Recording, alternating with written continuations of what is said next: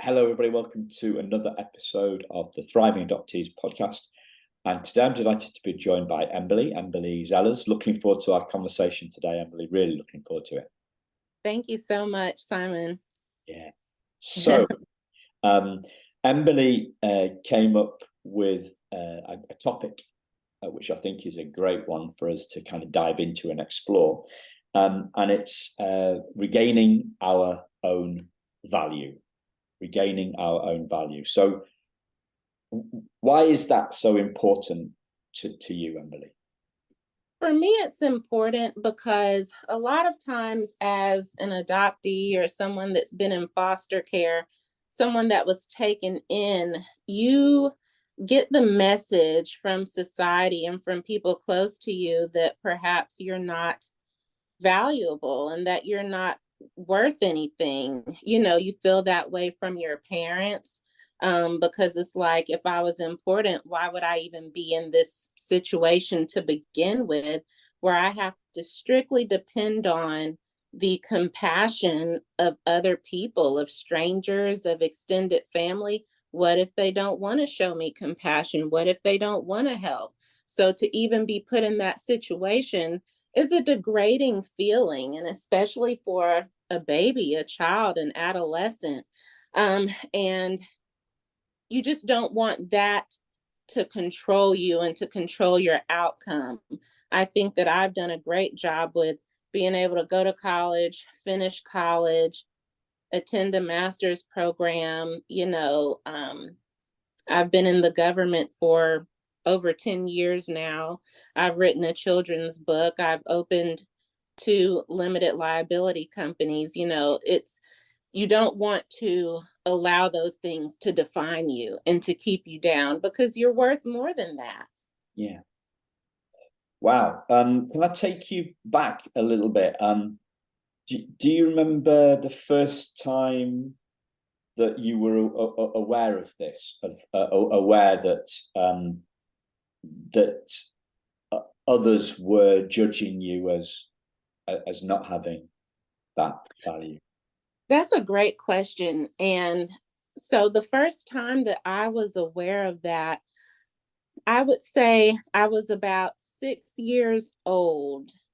And my grandfather, who's my best friend, he eventually took me and my twin in. We were in foster care as infants. And then he took us in around a year and 4 months old, and then sent us to live with our mother when we were about 5 or 6.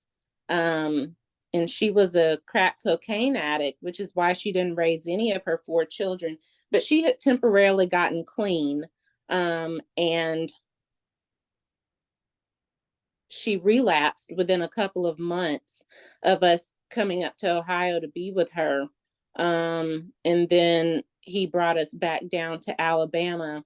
So I really realized, once we were brought back down and starting first grade, my grandfather owned a couple of nightclubs across town, and his wife, who was not our grandmother, would complain about us being at home.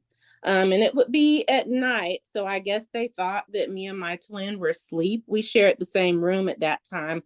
My bed was on one side, my brother's on the other side, but he would be about to go to the nightclub, and she would just yell and complain, "Don't leave those kids at home with me.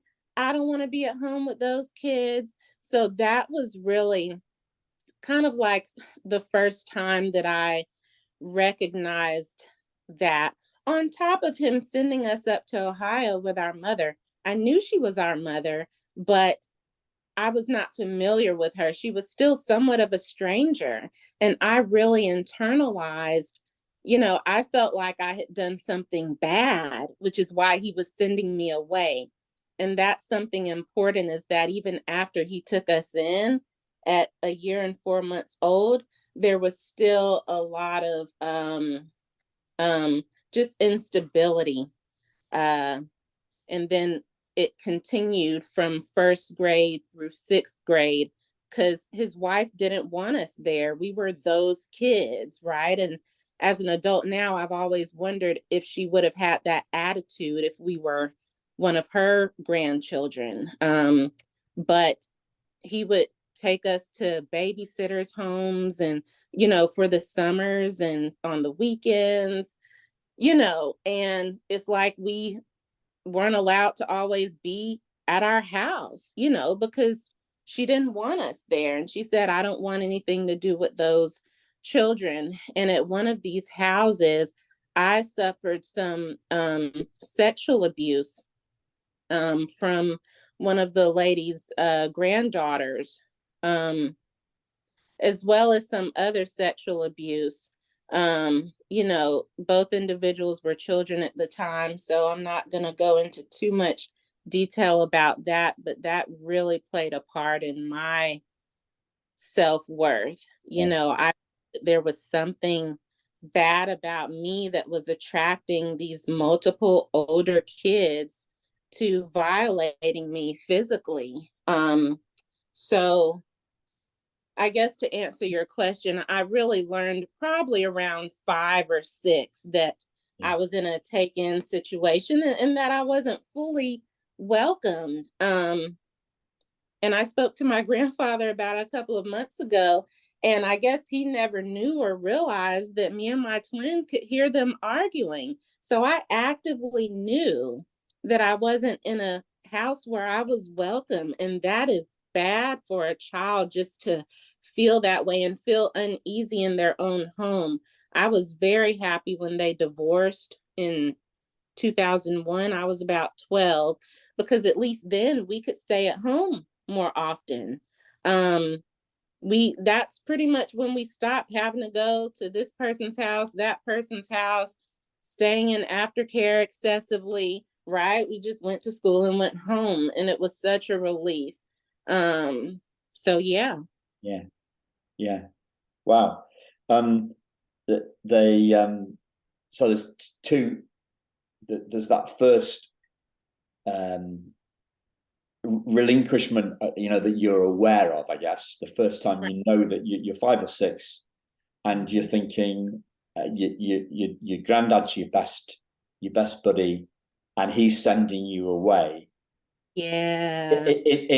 And he's doing that because he thinks that it's better, for a kid to be, for you and your brother, right? For kids to be with their mum, especially if she's clean. But if she's got the temporarily clean, or he doesn't realize he doesn't realize it's temporarily clean. He's thinking, it's clean. Fingers crossed. Send you the mum.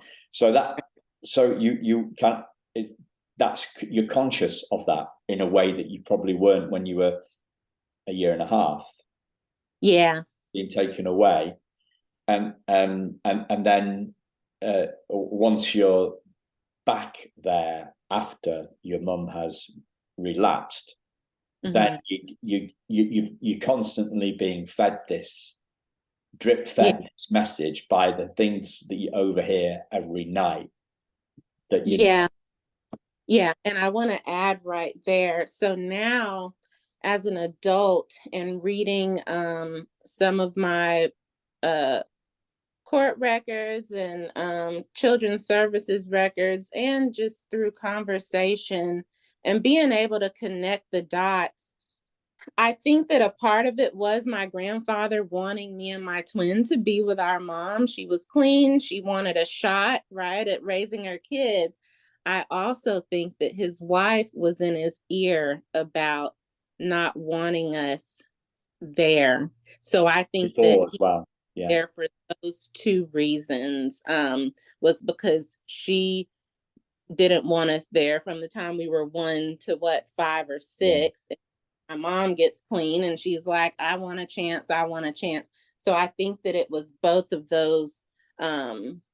It was both of those reasons for sure. Yeah. So it's almost like the belief kind of festered. Yeah, it did. And got bigger. Yeah. And what happened was, as a child, so 6 and 7 and 8, that's when I really learned that people could be kind of two-faced. I mean, my step grandmother was like a Dr. Jekyll and Mr. Hyde. Talk about someone with literally two faces, two personalities. Because when it was just us at home, she would stomp around and slam the door. She wouldn't really make eye contact with me and my brother. She wouldn't talk to us.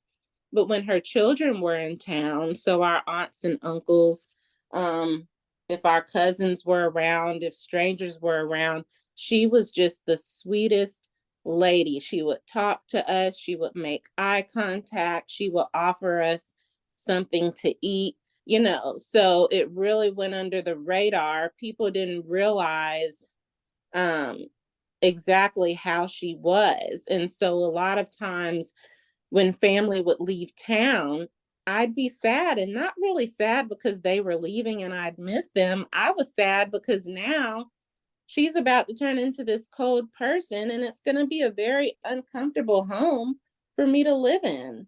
Um, the only time that I remember her giving me something as a child, she gave me this white um Disney sweater, and it was really alarming because normally she doesn't really talk to me. She's not really nice or warm towards me. So it was weird. I'll never forget, we were standing outside. She gave me the sweater, and then she started asking me questions about my grandfather's affair that he was having. And I knew right then that the sweater wasn't genuine, that it was really like to pump me for information. You see what I'm saying?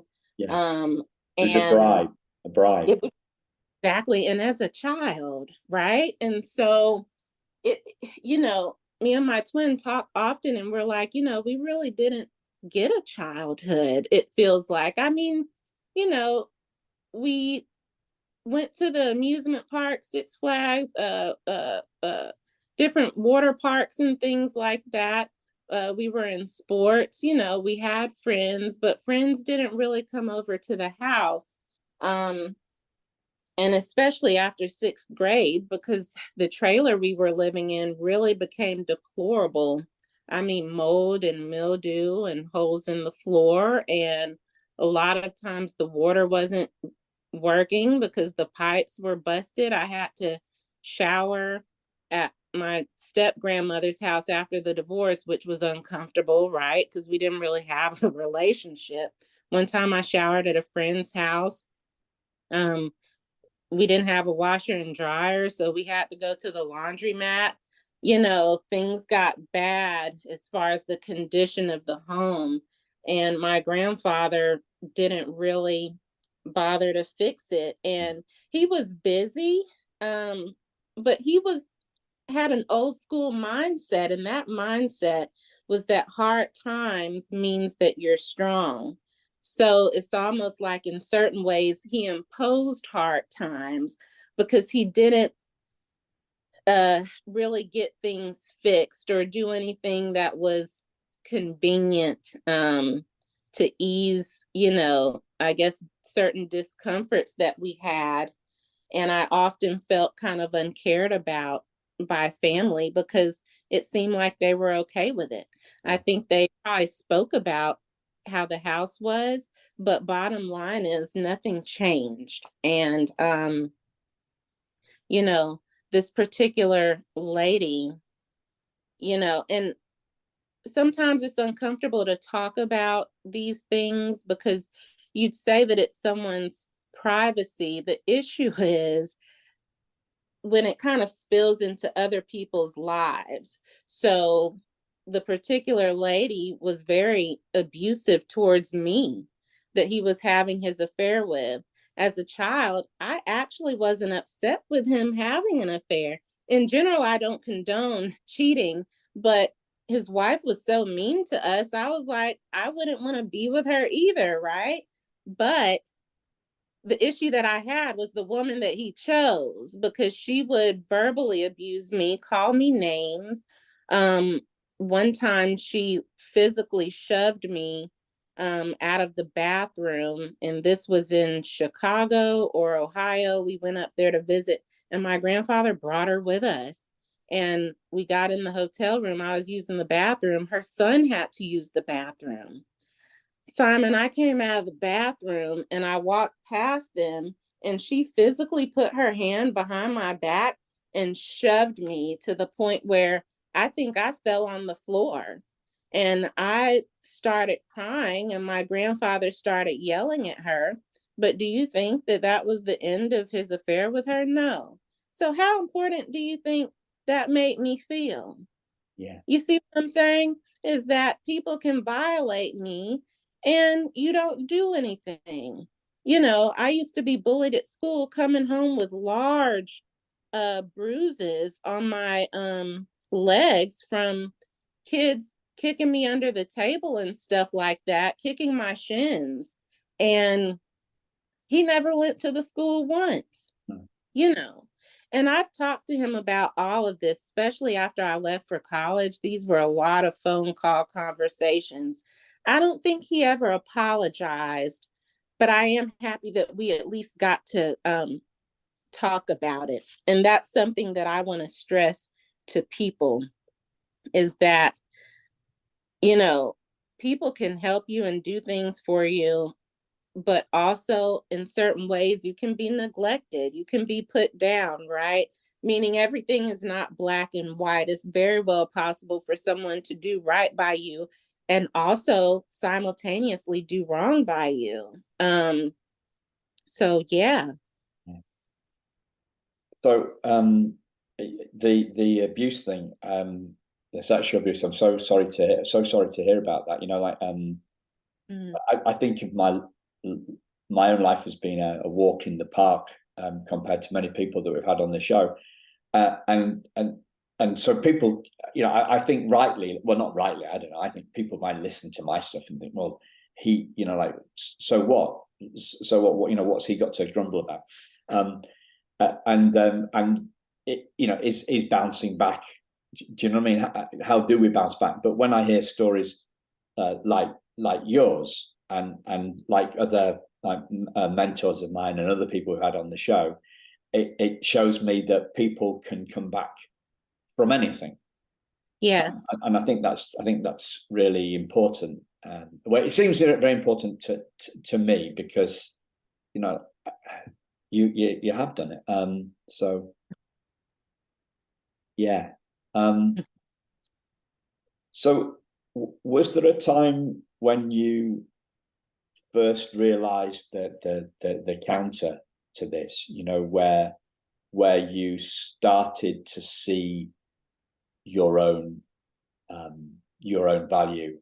Was there a, you know, was there an achievement or something that happened when you, because you're living in a tricky place Mm-hmm. that isn't safe, Mm-hmm.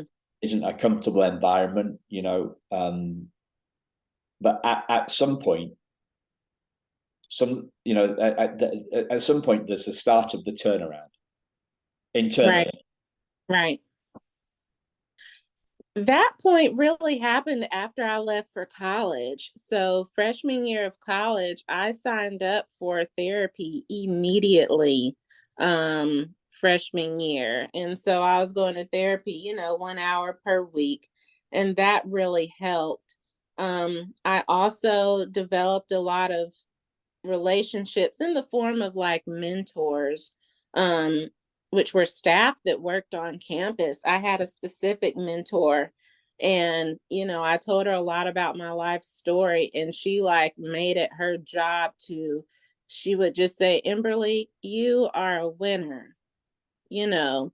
And she was like, statistically, you're not supposed to be here.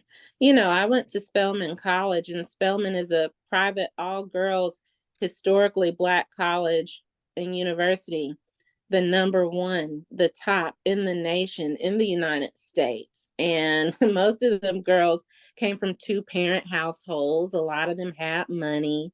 I did not. And that's why she said, statistically, you're not supposed to be here, you know, but yet I was there. And that's that's what really started my journey as far as developing, some confidence, was in college. And I'm thankful for it. I think it's only grown over time, just being able to graduate and have the jobs that I've had and the career that I have. And those things are kind of like, reassurances to me that I'm worthy and I'm valuable and that I'm important and that I'm capable.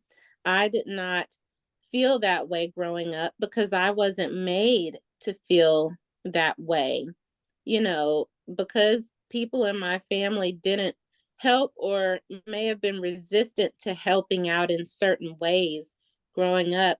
I didn't feel like I was worth helping, right? Yeah. Because I lived where I lived, I thought that that was what I deserved. I thought that I deserved this nasty, moldy, leaky, toxic trailer, because I was bullied and belittled and abused by a mistress. I thought that I wasn't worth anything. She used to call me lazy and spoiled. And I want to point that out because what I've realized is that she was actually getting paid for what she was doing. I realize that now as an adult woman. So for you to call a sixth grader lazy, how's a sixth grader lazy? And spoiled as well. I wasn't spoiled. I'm sitting here telling you all the stuff I've been through. I was a long way from spoiled. What I realize now is that she was a mistress. And what that means is that she wanted all of my grandfather's attention, right? She wanted all of his money. So if any of it was given to me, she was envious of that, which is why she would call this child lazy and spoiled. I don't know how lazy and spoiled I could be. I went to school, I was in band, I was in choir. I never got in trouble at school. I did my homework. I'm like, how can a child be? And actually, it didn't start at sixth grade. She would say these things to me when I was in third and fourth and fifth grade. It was sick. It was very sick. And it just always hurt me that he never severed that relationship. He still communicates with her today. And, it's very disturbing. But I also wanted to add that because I was used sexually, I thought that that was all that I was worth because I was treated as an inconvenience and a burden, right? I thought that I was a burden and a problem, you know. It's just, it's amazing because it's not just I feel certain ways. There were things that were done that put those messages to me about my value and my self-worth in my mind from a very early age. Yeah. I you mentioned the mentor at Spelman saying statistically you shouldn't be there, right? Right. So how did you get there? Because from this background, I was thinking the very same thing, right? And then you said, oh yeah, my mentor said this. So what was it? Despite all this stuff going on, do you know what it was? So what? Yeah, what happened was and great question. I was a junior in high school, and I developed a really close relationship with one of the high school guidance counselors. Now, she wasn't my counselor. There was three. Two of them were two white ladies, and one was a black lady.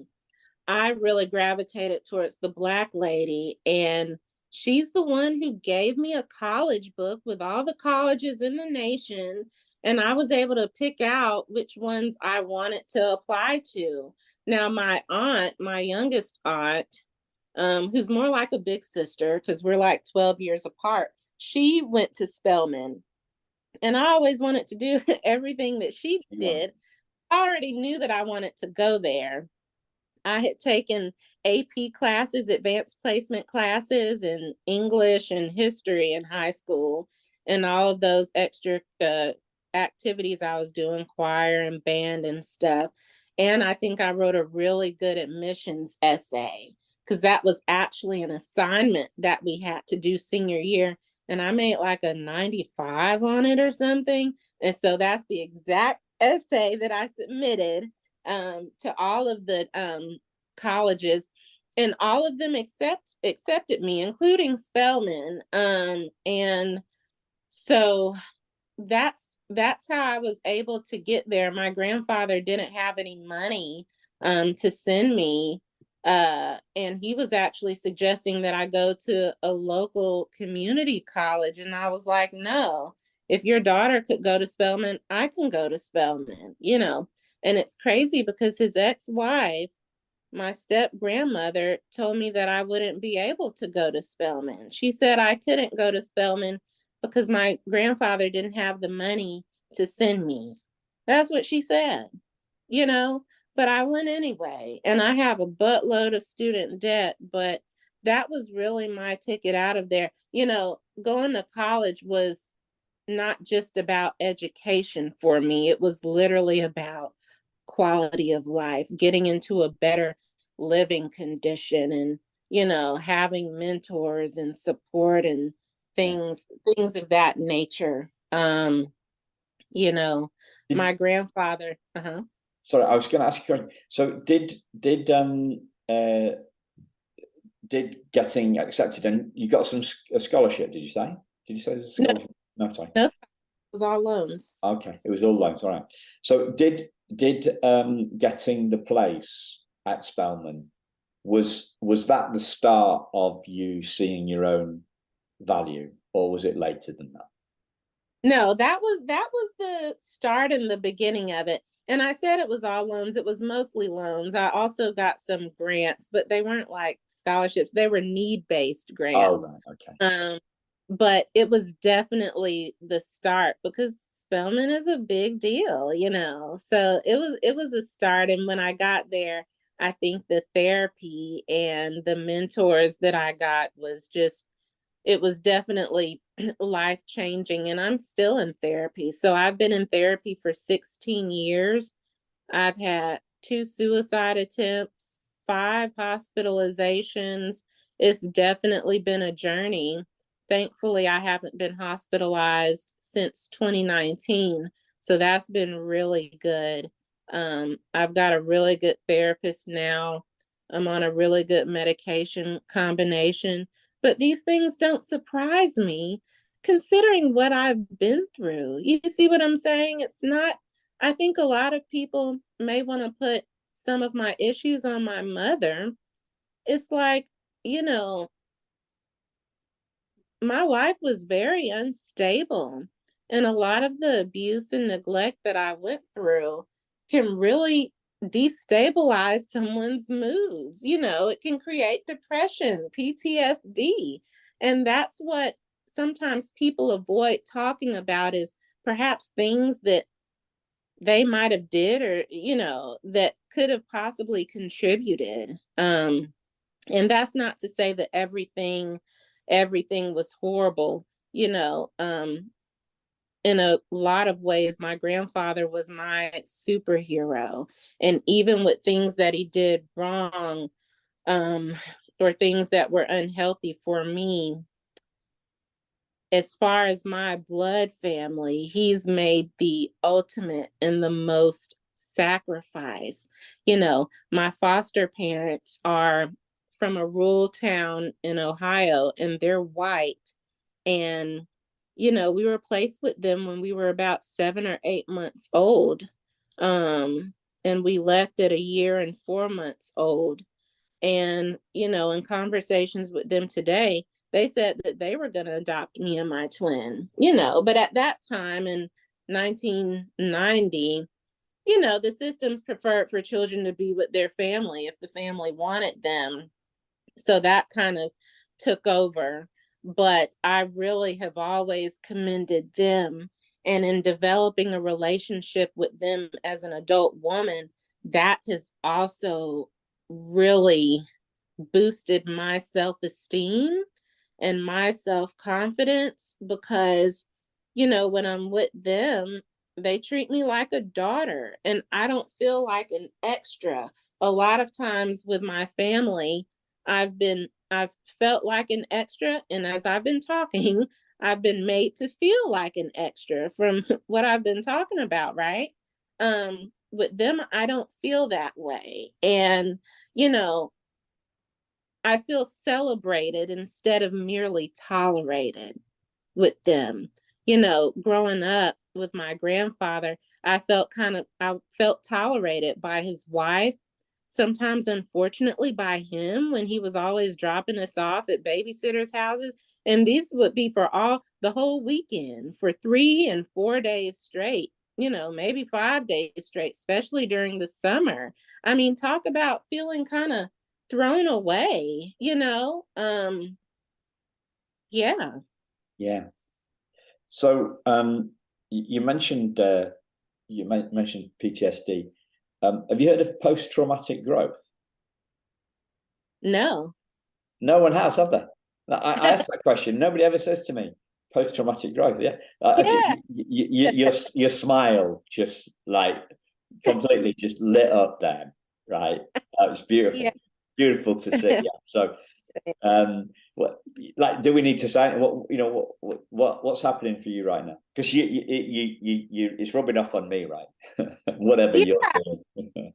We hear about PTSD, but a term like post traumatic growth, I can't define it right now, but I feel like I know what it means. And Yeah, I feel that's what I've been able to do and to accomplish, which is growth after all of these traumatic situations, really turning these things into my propeller to propel me forward, to prove people wrong, to not be a statistic. All of this, oh, you're not going to do this, you're not going to do that, whatever. I've been able to surpass all of that negativity. So I'm just smiling because I've never heard that term, but it's very much true, and it's an empowering term. yeah, yeah. I mean, who needs to define it, right? Yeah. Who needs to define it? Yeah, I love I love where you're going with the metaphors. Trauma as a propeller. That's great. As trauma as a propeller that surpasses negativity. So, so what are you working on? What are you working on at the moment with in terms of the kind of I don't know what you call it. I mean, would you use the term self development, personal development? What? First off, what would you call it? Um, I would continue to call it personal development as far as confidence building, and my confidence is really skyrocketed. But it's gonna forever be um a lifelong journey. I continue to try to kind of dibble dabble here and there in different projects. I'm also an artist. I'm working on my second children's book. I want to come out with some type of memoir that's kind of like an encouraging book for people that were in foster care and are adoptees. So different things that, you know, help me to not only feel accomplished, but be accomplished. Those are accomplishments. I have an author talk coming up in October, to not only read my children's book to children, but then to do like an author talk and talk about how I came up with it and things like that. So I'm looking forward to that. One of my art pieces is currently in an exhibit. That's beneficial. So, it's really been about me getting the support and guidance and attention that perhaps I was lacking in my childhood. And I've been able to get a lot of support, guidance, and attention from strangers. You know, I think that what my foster parents did that was so important, they were willing to help and be compassionate in a way and in an intensity that my biological family at that time was not. And it surpassed race, and it surpassed blood relation, you know. Um, and that's what was so powerful. I mean, talk about a time of really being vulnerable as a 7 or 8 month old, you know, that's not even walking. You know, my mom was leaving us at people's houses for days and days on end, and nobody was really interested. No one looked into helping. Um, you know, people will sit back and talk, but they don't really do anything. And that's actually what I'm working on right now. It's going to be a lifelong journey for me, facing the fact that strangers were willing to do at that time what family was not willing to do. You know, originally my grandfather said no to taking us in because the state contacted him, and he told the state no, and that we should be put in foster care. You know, and I'm reading that in the documents, and it's hurtful, you know, but as the years have gone on, you know, I've understood that it was his wife that didn't want us there. So to my understanding, it wasn't that he didn't want us.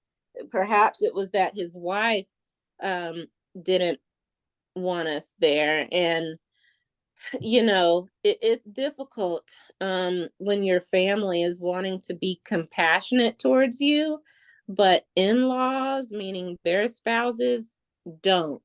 And unfortunately, sometimes people abide by that. You know, men really take seriously this leave your mother and father and cleave to your wife or whatever. But, you know, that has to be done with reason. You get what I'm saying? Um, you know, and I'm happy that he eventually was just like, no, these are my grandkids. Because my grandfather had 3 children before he married this lady, right? Um, and to me, that was his mess up, was choosing a wife that may not have been welcoming to the children that he already had before he married her, which then trickled down to those children's children, hence me, you know. And it was very much on display in my childhood that we were those kids. She did not claim us, and she did not want anything really to do with us. If people were around, she was sweet as pie. Otherwise, she was not.